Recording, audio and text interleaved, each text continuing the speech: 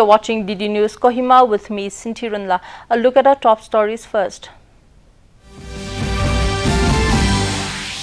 Prime Minister Narendra Modi inaugurates and lays the foundation stone for 15 mega development projects worth over 47,573 crore rupees in Kanpur, Uttar Pradesh.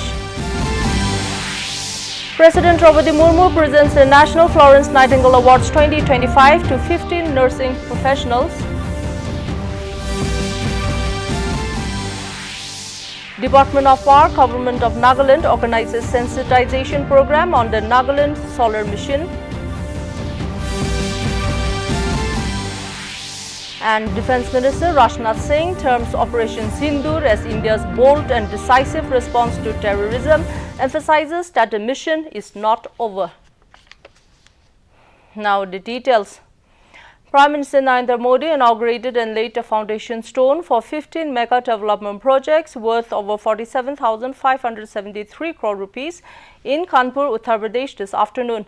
He also flagged off the Kanpur Metro's new corridor between Chunikanch and Nayakanch.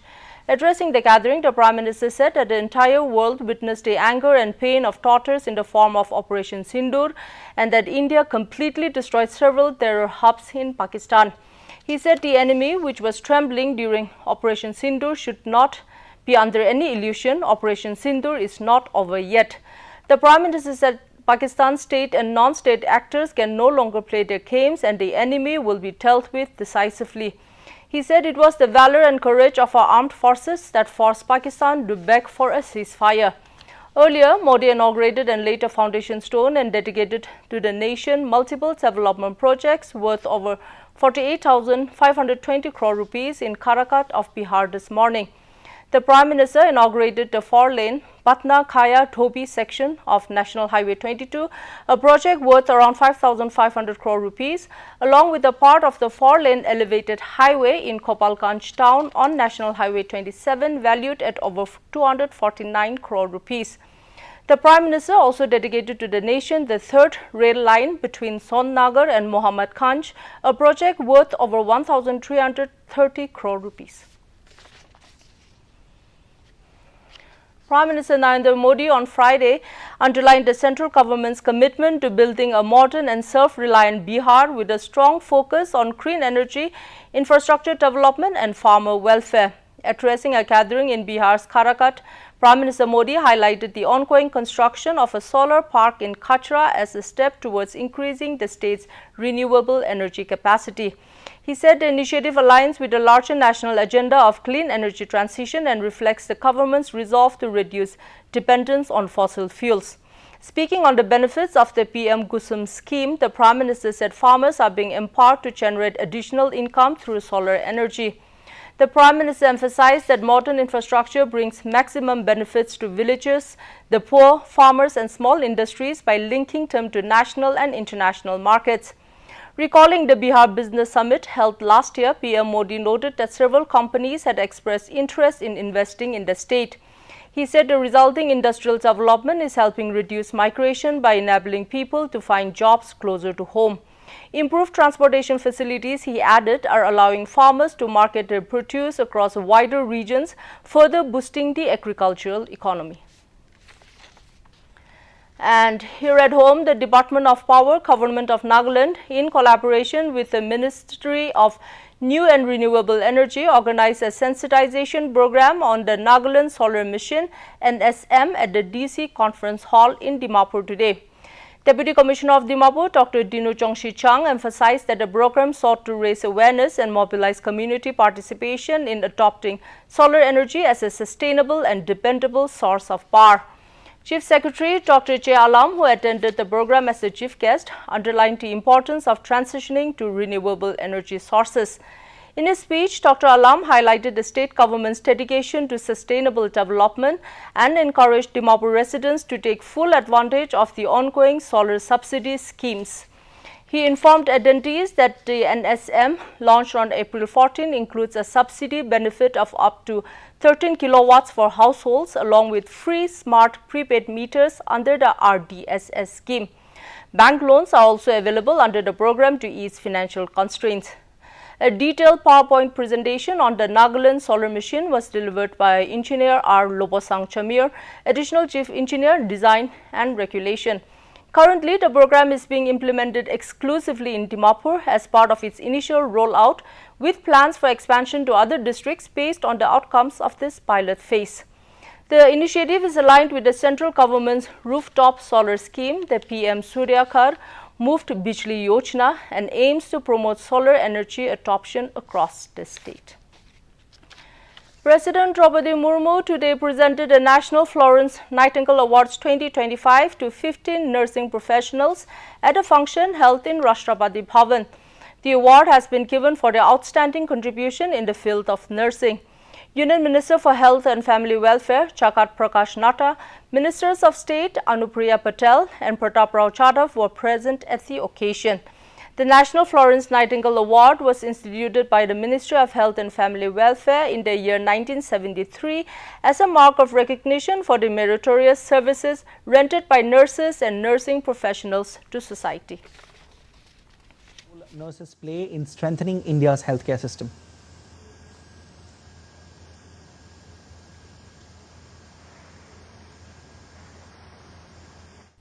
And it's time now for a short break. Please stay with us. ये विशाल है ना, इसका सब proper चलता है। कल उसके bank account में 15,000 रुपए का फ्रॉड हुआ है, पता है? इसको तो कोई टेंशन ही नहीं होती है, देखना। टेंशन क्यों? मेरी कोई गलती नहीं थी।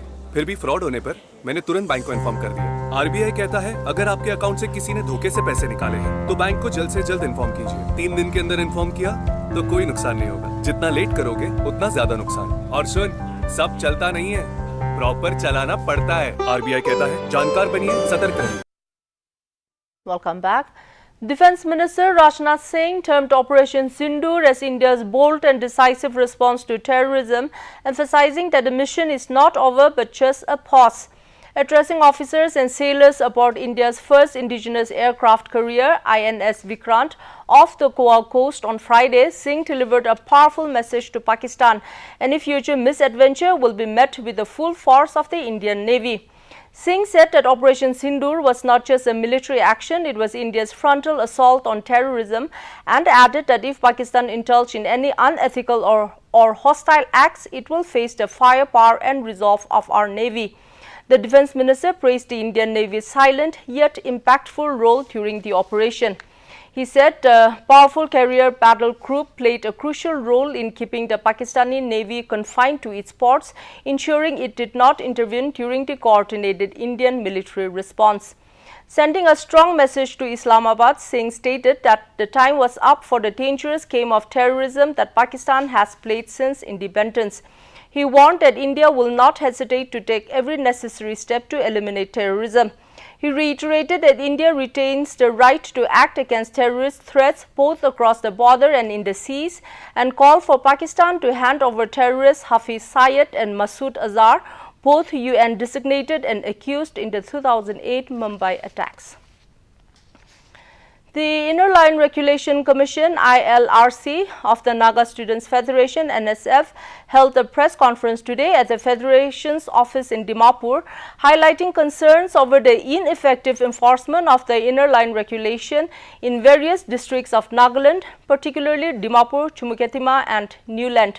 Addressing the media, NSN Lotha, convener of the ILRC, expressed serious concern over what he described as a deteriorating demographic situation in the 3 districts.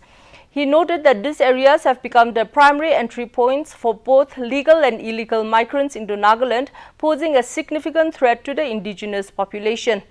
He articulated that the ILRC had observed an alarming rise in the population of outsiders in these districts over the last few decades, and that this influx has not only led to a demographic imbalance but also allowed illegal immigrants to dominate local businesses.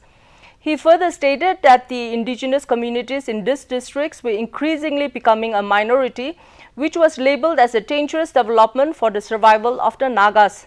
As a result, the Commission has decided to prioritize these 3 districts while continuing to monitor the ILR enforcement in other parts of the state.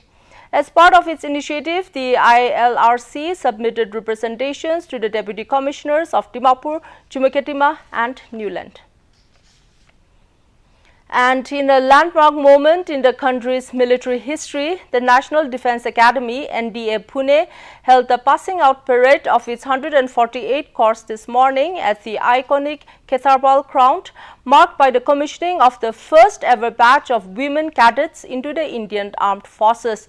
The parade was historic not only for its traditional military grandeur but for the presence of a women cadet contingent, a first in NDA's illustrious history. Governor of Mizoram and former Chief of Army Staff General V.K. Singh, retired, and NDA Commandant Vice Admiral Ajay Kochar were present on the occasion. In his address, General Singh hailed the event as a matter of immense pride for the nation. He emphasized that the NDA is not merely a military institution but also a crucible for shaping responsible and capable citizens. He said the inclusion of women cadets is a significant step towards both modernization and gender inclusion in our forces. The President's Gold Medal was awarded to Cadet Prince Raj. Cadet Yudevir Singh Negi received the silver medal, while Cadet Dechas Bhatt earned the bronze. The Corps Squadron was conferred with the prestigious Chief of Staff banner for excellence.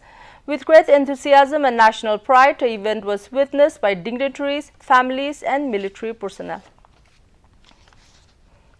India is poised to remain the fastest growing large economy for the next 3 decades with a sustained annual growth rate of 6 to 7%, Union Commerce and Industry Minister Piyush Goyal said on Thursday. Speaking at the Confederation of Indian Industry (CII) Annual Business Summit 2025, Goyal said the government is aiming to push growth to 8% at constant prices. Goyal stated that even amidst international upheavals, we are among the better performing emerging markets and remarked that today India holds the world's 4th largest foreign exchange reserves in the world at about $690 billion. He also explained that our inflation has remained below 4% for the last 3 months and that the Reserve Bank had done a commendable job balancing liquidity and currency management. Goyal emphasized that India remains an attractive investment destination. Over the past 2 decades, Indian companies have delivered nearly 20% CAGR returns, he noted, adding that foreign direct investment (FDI) inflows continue to break records. On trade agreements, Goyal pointed to major progress on free trade agreements (FTAs) with the UAE, Australia, the UK and the 4 EFTA countries, Iceland, Liechtenstein, Norway and Switzerland. Reaffirming Prime Minister Narendra Modi's vision for inclusive development, Goyal said the government is working to ensure that every citizen has access to quality healthcare, education and basic needs. Union Home Minister Amit Shah today visited Poonch town to take a first-hand assessment of damages caused to the properties and religious places in the border town by the Pak shelling during the Operation Sindoor. The Home Minister, accompanied by the Lieutenant Governor Manoj Sinha, senior officials and top security personnel, met the families affected by Pak shelling at their Dhak bungalow during his visit and listened to their grievances and offered condolences. Shah distributed financial assistance to the affected families and also distributed appointment letters among the next of kin of those killed in the shelling. Shah also visited the religious places which were targeted by the Pakistan Army and were damaged in the shelling. The Home Minister chaired a high-level meeting at Raj Bhavan Jammu last night to review the security situation in J&K. Shah also reviewed security and other arrangements for the annual Amarnath Yatra, which will begin on the 3rd of July this year. He was briefed about the security measures for the Yatra. The meeting was attended by the Lieutenant Governor Manoj Sinha, Army Chief General Upendra Trivedi, Union Home Secretary Govind Mohan, J&K Chief Secretary Atal Thulo, and heads of various paramilitary forces, police and intelligence agencies. And it's time now to look at the weather reports across Nagaland. Kohima today recorded a maximum temperature of 23 degrees Celsius and a minimum temperature of 20 degrees Celsius, while Dimapur had a maximum temperature of 31 degrees Celsius and a minimum temperature of 24 degrees Celsius. Wokha experienced a maximum temperature of 25 degrees Celsius and a minimum temperature of 20 degrees Celsius. Mokokchung had a maximum temperature of 26 degrees Celsius and a minimum temperature of 20 degrees Celsius. Mon had a maximum temperature of 30 degrees Celsius and a minimum temperature of 23 degrees Celsius. Towards the east, Twinsang had a maximum temperature of 21 degrees Celsius and a minimum temperature of 16 degrees Celsius. Zinabuto had a maximum temperature of 24 degrees Celsius and a minimum temperature of 19 degrees Celsius. Phek had a maximum temperature of 21 degrees Celsius and a minimum temperature of 17 degrees Celsius. That's all for the weather report. And that's a wrap from the newsroom tonight. Thank you for watching. Good night.